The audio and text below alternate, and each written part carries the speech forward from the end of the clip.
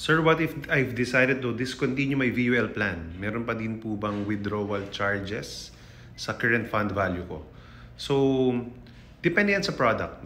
Sagot yan, depende sa product. Most products, for example, sa amin sa AIA, first 10 years merong withdrawal charges. So, first 5 years dun medyo malaki. Right? So, 25% pataas. Then, 6 to 10th year, most of our products 10%.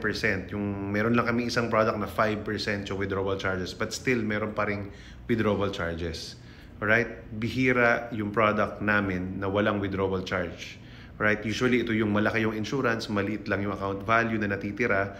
So mainly pang major insurance talaga siya. So hindi na tina-charge yung withdrawal ng account value. So most of the time, meron po yung withdrawal charge. Ibig sabihin, pag nag-withdraw ka, let's say may 100,000 na account value, pag withdraw mo yun, may bawas pa from your withdrawal. Kasi po, ang withdrawal charges, nilagay po yan to keep you disciplined. It's actually a positive feature to keep you disciplined in terms of, keeping your insurance there.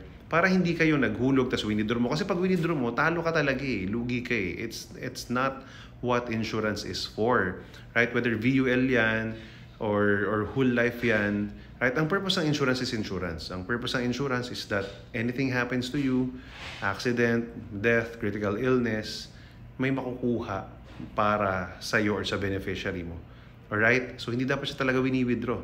Right? So, just in case, again, nag-withdraw ka within the early stages of your VUL, most importantly, yes po, may withdrawal charges yan. Ibabawas yan doon sa existing account value or doon sa total amount na i-withdraw mo in case partial withdrawal yan.